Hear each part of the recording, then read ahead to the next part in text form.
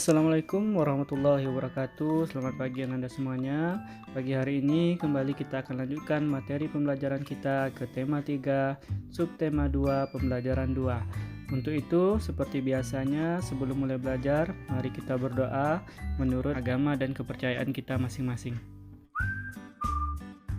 Tujuan pembelajaran yang akan kita capai adalah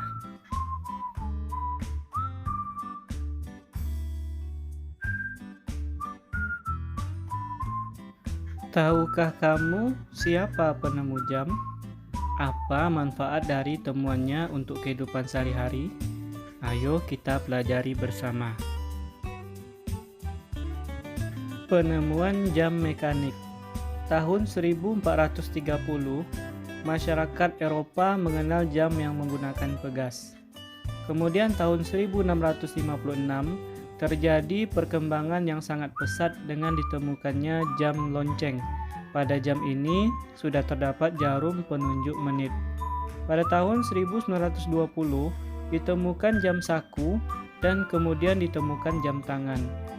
Manusia terus melakukan inovasi untuk memiliki penunjuk waktu yang semakin tepat dan dapat digunakan sesuai kebutuhan pribadi. Sekarang, teknologi jam sudah jauh berkembang. Selain jam mekanik, ada pula jam elektronik, contohnya jam digital. Manusia kemudian dapat menggunakan berbagai pilihan teknologi penunjuk waktu sebagai pedoman waktu pribadi dalam melakukan kegiatannya dalam sehari-hari. Berdasarkan teks tersebut, jawablah pertanyaan-pertanyaan berikut ini. Jam adalah pengukur waktu yang sangat erat dengan kehidupan manusia. Dengan adanya jam, kita dapat menentukan waktu untuk melakukan aktivitas. Dengan mengatur waktu yang baik, kita menjadi pribadi yang disiplin waktu. Siti juga berusaha untuk menjadi pribadi yang disiplin waktu. Ayo kita simak cerita Siti.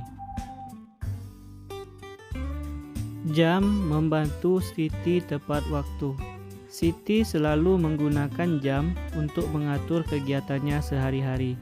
Siti bangun pagi pukul 5. Setelah ibadah dan mandi, Siti sarapan pagi.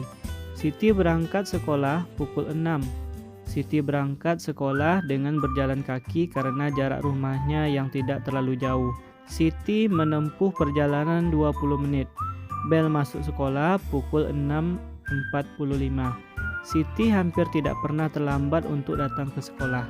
Ia berusaha untuk disiplin datang tepat waktu ke sekolah. Siti pulang sekolah pukul 14. Ia langsung pulang ke rumah. Sesampainya di rumah, Siti istirahat. Pukul 16, Siti mandi.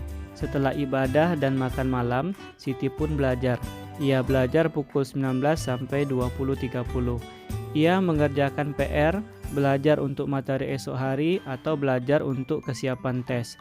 Siti juga mengumpulkan tugas-tugasnya tepat waktu. Siti melakukan kegiatan sehari-harinya dengan teratur.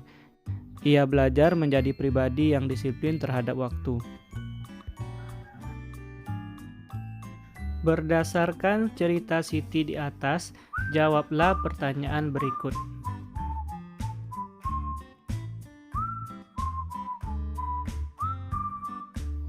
Datang ke sekolah dan mengumpulkan tugas tepat waktu adalah kewajiban seorang pelajar. Mengapa hal tersebut merupakan kewajiban? Apa dampaknya ketika kita tidak melakukannya? Siapa saja yang akan kita rugikan? Nah, datang ke sekolah tepat waktu, hal ini termasuk kewajiban karena merupakan peraturan sekolah yang harus kita taati. Jika dilanggar, akan mendapatkan hukuman. Nilai kita atau nilai sikap kita juga akan kurang. Kemudian yang dirugikan adalah diri sendiri dan orang tua. Kemudian mengumpulkan tugas tepat waktu, hal ini juga termasuk kewajiban karena dalam sistem pendidikan terdapat target materi yang harus dicapai dalam waktu tertentu. Jika dilanggar, yang pertama akan ketinggalan pelajaran, yang kedua nilai tugas akan dikurangi, yang ketiga tugas menjadi menumpuk, yang dirugikan pertama diri sendiri, yang kedua adalah orang tua. Contoh-contoh kewajiban. Yang pertama, kewajiban di rumah. Yang pertama adalah belajar, kemudian yang kedua membantu orang tua, yang ketiga menjaga kerukunan antar anggota keluarga, dan yang keempat adalah menjaga kebersihan. Kemudian contoh di sekolah, yang pertama adalah datang tepat waktu, kemudian yang kedua mengumpulkan tugas tepat waktu, patuh terhadap guru, dan menjaga kerukunan dengan teman. Kemudian contoh di masyarakat, yang pertama mengikuti kegiatan kerja bakti, menjaga kerukunan dengan tetangga, menjaga kebersihan lingkungan, dan tidak merusak fasilitas umum. Apa itu kewajiban? Kewajiban adalah sesuatu yang harus dilakukan dengan penuh tanggung jawab. Jam sangat membantu kita untuk mengatur waktu. Kita menjadi mudah untuk menentukan kegiatan sehari-hari. Sekarang, kamu akan berlatih kembali menyanyikan lagu Mariam Tomong. Gunakan waktu berlatihmu dengan baik ya saat berlatih.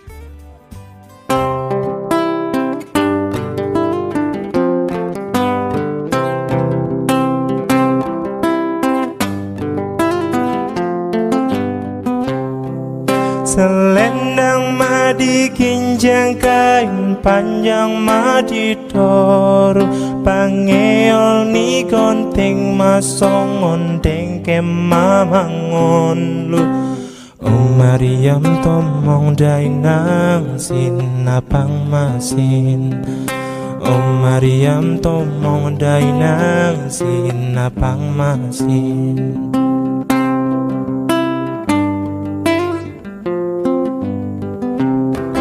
Selendang madi kinjang kain panjang madi toru pangeol ni konting masong ondeng kemamangon lu Mariam Tomong dainang sinapang masin Mariam Tomong dainang sinapang masin.